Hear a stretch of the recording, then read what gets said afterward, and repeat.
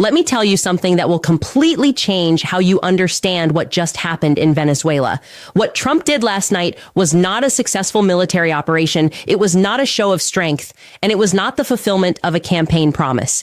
It was the final desperate act of an empire that is losing control of Latin America and decided to use raw violence to try to stop a historical process it can no longer slow down. I have spent more than 5 decades studying imperial economies. I have seen how they are born, how they grow, and most importantly, how they die. And what I witnessed in the early hours of January 3rd, 2026 was not the start of a new era of U.S. dominance in the region, but its death certificate. Because when an empire turns to direct invasion against a country that does not threaten it militarily, when it captures presidents of sovereign nations as if they were common criminals, when it breaks every rule of international law without even trying to build a believable excuse, that empire is admitting it has run out of civilized tools of control. But here is what almost no one is telling you, what the major media will not analyze honestly, what politicians from both parties will hide behind empty patriotic speeches. In my hands, I have leaked documents from sources inside the Pentagon, 247 pages of internal memos, strategic analysis, and operational planning that expose the raw truth behind this invasion. These documents did not come to me by chance. They came because inside the U.S. security system, there are people who understand that what is happening is not national defense. It is imperial madness. The first document is dated December 15th, 2025, and carries the label Cosmic Top Secret. Its title is chilling in its simplicity, Operation Last Oil, Final Phase of Hemispheric Recovery. In this memo, sent directly to Trump's inner circle, something terrifying is stated very clearly. Venezuela was not attacked over drugs. It was not attacked over human rights. It was not attacked over democracy. Venezuela was attacked because its 300 billion barrels of oil were about to slip permanently out of U.S. control and into the BRICS system.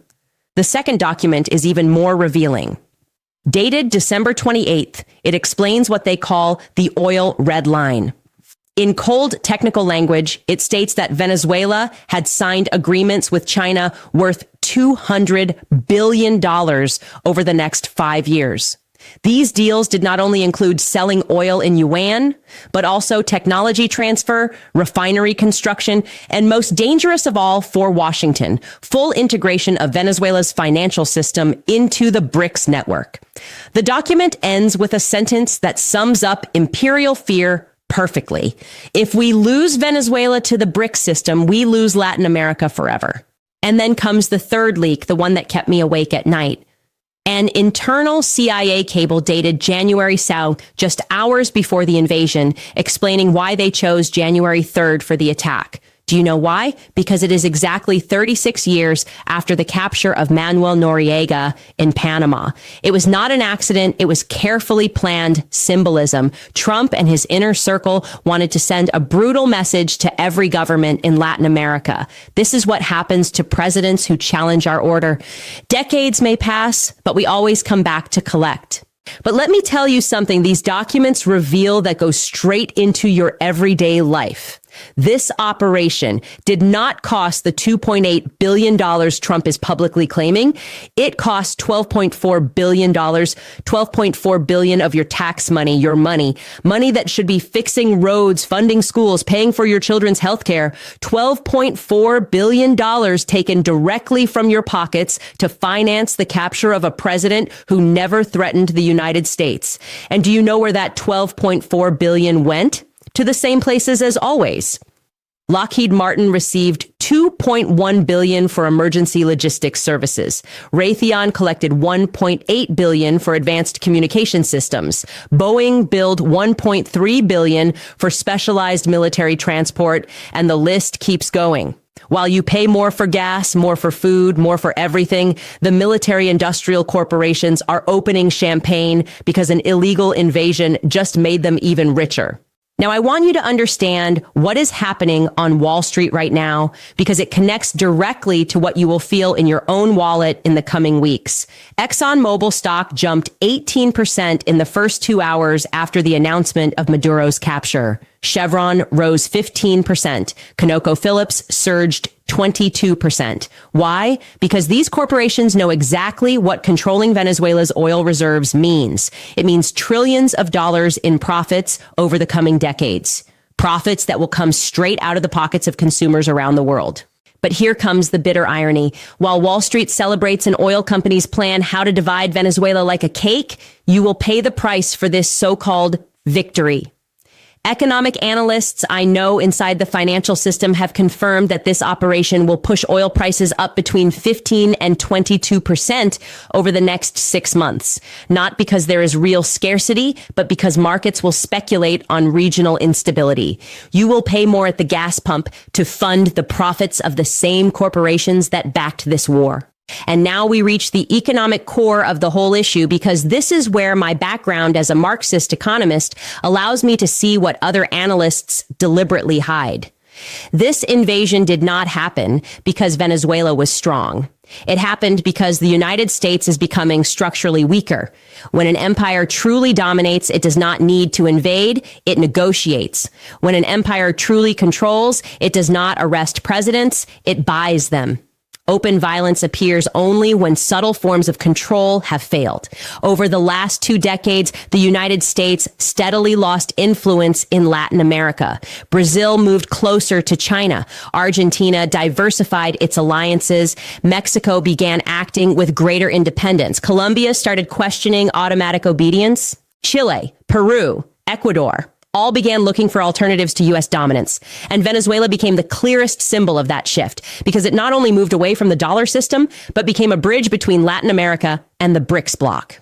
The leaked documents reveal something essential for understanding the historical moment we are living in. Trump did not invade Venezuela from a position of strength. He invaded from fear. In one internal memo dated December 20th, they describe what they call total hemispheric loss syndrome. The document explains that if Venezuela fully consolidated its integration into BRICS, Mexico would have a successful example of how to break away of the U.S. system without its economy collapsing. And that example, according to their own analysts, could have spread across the rest of the continent. This is where this story directly connects to Mexico, and where you, as Mexicans, must clearly understand something. What happened in Venezuela last night is not a distant issue. It is a direct warning. In the leaked documents, there is an entire section dedicated to what they openly call Operation Mexican Reconquest. Yes, you read that correctly. The United States has a specific plan for Mexico that includes economic ultimatums, financial pressure, and if all of that fails, corrective intervention. The plan is frightening because of how simple it is. First, use the USMCA review in July 2026 to impose conditions that would turn Mexico into an economic protectorate. Second, if Mexico refuses those conditions, apply massive sanctions meant to crash its economy. Third, if sanctions fail, create a national security incident to justify military intervention. Venezuela is not the end of the plan, it is the rehearsal. But here is what disturbed me most when I read these documents. It is not only the brutality of the plan, it is the desperation that leaks from every page. For the first time in more than a century, the United States is facing something it never expected to see, an American continent with real alternatives to the dollar system. China offers trade in yuan. Russia provides technology without political conditions. India opens markets without demanding submission. Brazil leads independent regional alliances. For the first time, saying no to Washington does not automatically mean economic collapse. And this is where something called the China Emergency Protocol enters the picture.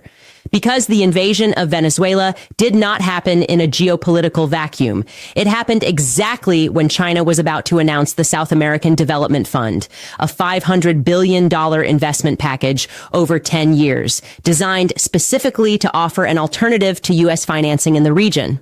Internal memos reveal that Trump knew he had a very small window to act. After January 15th, Venezuela would have signed agreements that would have made any military intervention almost impossible without risking direct confrontation with China. That explains the desperation, the speed, and the open violence. Trump did not invade from strength, he invaded from fear. This invasion will cost every American family about $400 extra over 3 years. And that number does not even include higher gas and food prices. Meanwhile, the corporations that benefit are already planning how to avoid taxes on extraordinary profits. This is accumulation through dispossession.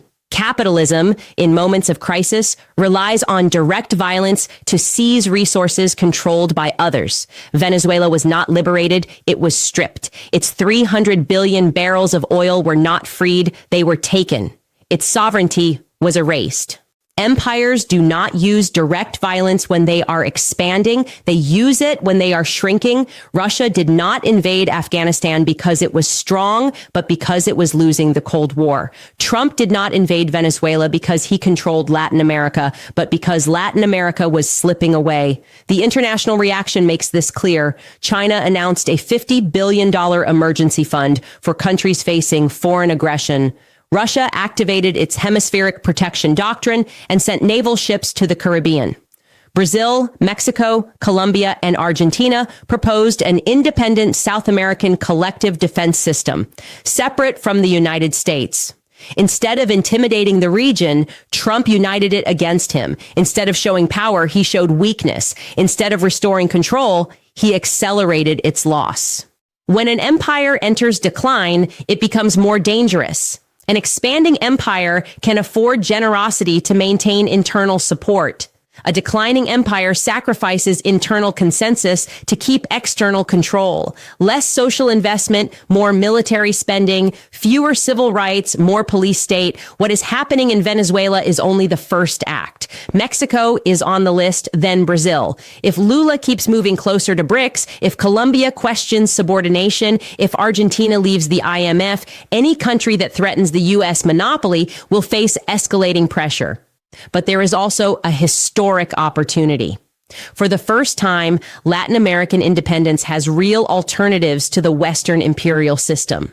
China offers investment without political conditions. Russia offers technology without strategic submission.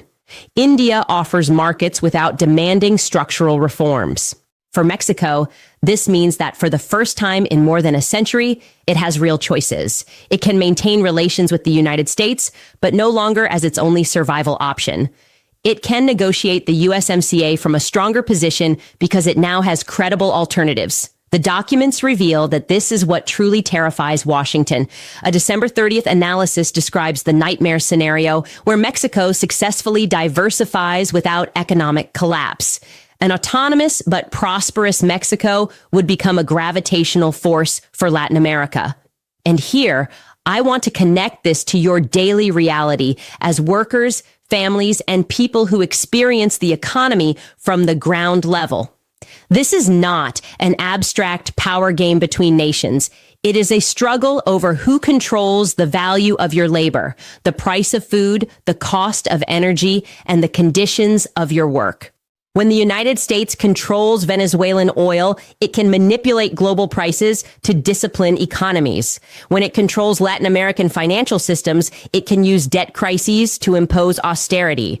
When it dominates trade chains, it decides which countries industrialize. All of this changes when real alternatives exist. When China offers financing without privatization demands, governments can invest without impoverishing their people. When Russia provides energy technology without political strings, countries can cut costs without submission. When India opens manufacturing markets, nations can industrialize without depending on the U.S. consumer. That is why this invasion is not only an attack on Venezuela, it is an attack on the possibility that any Latin American country can choose its own development path. It is a message. If you dare to imagine alternatives, this is what happens. But empires make serious mistakes when they act out of desperation, and Trump made a massive one. Instead of intimidating Latin America, he showed that there is no peaceful future inside the U.S. system. Instead of proving that subordination is beneficial, he showed that subordination is never enough. Instead of dividing the region, he forced it to unite for survival. The immediate response was remarkable. Shane Baum announced an urgent review of security agreements with the United States. Brazil launched emergency consultations with China. Colombia suspended anti-drug cooperation with Washington. Argentina began talks to join BRICS in 2026. The result was the opposite of what was intended. Instead of terrifying countries back into obedience, he pushed them toward the alternatives he was trying to destroy. And I want to end with something essential for you to understand about the historical moment you are living in. You are not witnessing the beginning of a new era of imperial domination. You are witnessing the final convulsions of a system that can no longer sustain itself through civilized means and is forced to fall back on brutality. This transition is always dangerous, always painful, and always costly for the people who live through it, but it is also freeing because it marks the end of an era where a single power could decide the fate of entire continents without asking anyone. If this analysis helped you see that what happened in Venezuela is not an imperial victory, but a confession of weakness, if you understand that Mexico is facing a historic opportunity and an extreme danger at the same time, if you realize that workers will pay the cost of these military adventures while others take the profits, then I ask one thing of you. Share this information, not because I need an audience, but because your families, your communities, and your countries need to understand what is really happening. Because when people understand the forces shaping their lives, they stop being victims and begin to take control of their future, actors of their own history. What Trump has just done in Venezuela is not the beginning of the end for Latin America. It is the beginning of the end for the empire that, for more than a century, decided the fate of this continent without asking anyone. And believe me, that changes everything. But before I finish, I need to tell you something else from these documents, something that will hit your wallets directly. Wall Street did not just celebrate this invasion, it was waiting for it. An internal Goldman Sachs memo dated December 15th describes the operation as an oil restructuring.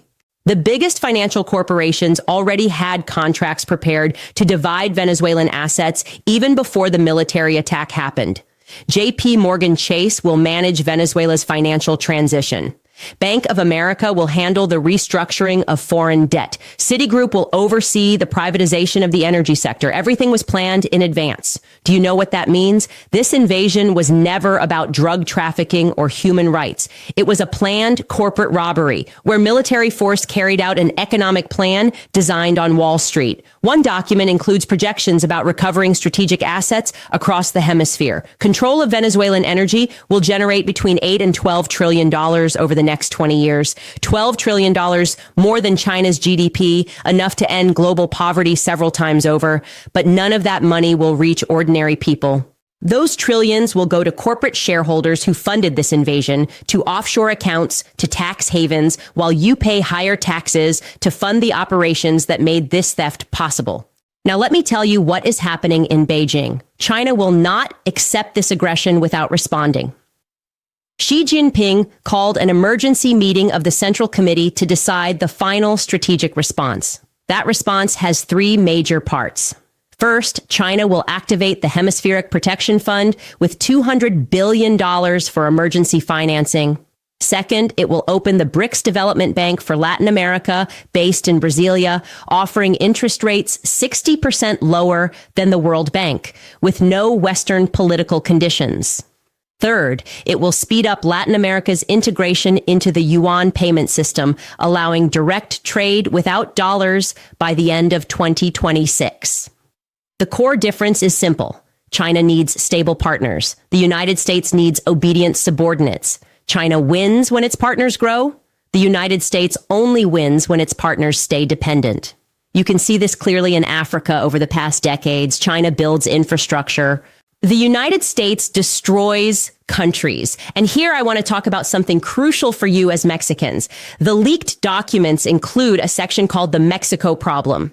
Why has Mexico become the biggest threat to U.S. dominance, even more than Venezuela?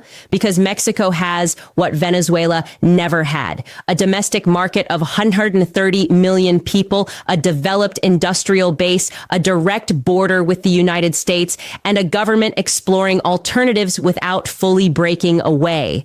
That combination terrifies Washington because it proves that a country can keep relative prosperity while reducing dependence on the dollar. That is why they talk about a Mexican reconquest operation through the USMCA review in July 2026. The conditions include a total ban on Chinese investment, unlimited access to Mexican energy resources, and a preventive intervention protocol that would allow U.S. military action if they consider any activity hostile. These conditions are extreme. They force Mexico to choose between total humiliation and open confrontation. Trump is betting that Mexico will choose humiliation because he believes it has no alternatives. But here, Venezuela becomes, strangely, a historic opportunity for Mexico. Mexico now knows exactly what awaits it if it accepts blackmail. Venezuela cooperated for decades, sold oil in dollars, kept friendly relations, and still ended up invaded when it began to explore other options. The message is clear. Cooperation does not guarantee respect. It only guarantees temporary survival until you are no longer useful. This lesson will change Mexico's strategic thinking. No one can sell the idea anymore that cooperation guarantees safety. Venezuela proved that no matter how many concessions you make, if the empire decides you are expendable, it will attack you anyway. That is why this invasion marks the end of an era. For more than a century, the system worked because Latin American countries believed they had to choose between subordination and destruction. Venezuela showed that subordination does not guarantee survival either. So the question becomes unavoidable. Why submit at all? That question will echo across every Latin American capital. In Mexico, when it negotiates the USMCA. In Brazil, when China offers alternatives. In Colombia, when it chooses between Plan Colombia and the BRICS path. Venezuela taught everyone that there is no safe exit inside the imperial system. And I want to finish by connecting all of this to your own lives. This crisis is not just geopolitical. It is a crisis of global capitalism's legitimacy. When an economic system needs military invasions to survive, it is admitting that it can no longer sustain itself on its own. U.S. capitalism has become parasitic. It needs Venezuelan resources because its economy is unstable. It needs to subordinate Mexico because it cannot compete with China. It needs to keep Latin America captive because the rest of the world is building alternatives. This parasitic empire will accelerate internal extraction, cutting wages to fund wars, reducing social services to maintain military spending, raising taxes on the middle class while cutting taxes for corporations that profit from these conflicts. A declining empire makes up for losing external control by increasing internal exploitation. That is why this crisis affects you directly. The money for these adventures comes out of your pockets while corporations avoid paying taxes on massive profits. But there is also hope in all of this because parasitic empires cannot last forever. There comes a moment when the cost of maintaining control is higher than the benefits gained from it, and at that point, the system collapses under its own weight. We are moving quickly toward that moment. The invasion of Venezuela will cost the United States more than it gains because it will speed up Latin America's unity against U.S. dominance. It will push more countries toward the BRICS instead of scaring them away. It will expose the so-called rules-based international order as a lie, which will legitimize other countries breaking those rules when it suits them. In other words, Trump has accelerated the shift toward a multipolar world, exactly the opposite of what he wanted. In that transition, countries like Mexico will have opportunities they have not had in more than a century to choose their own path of development.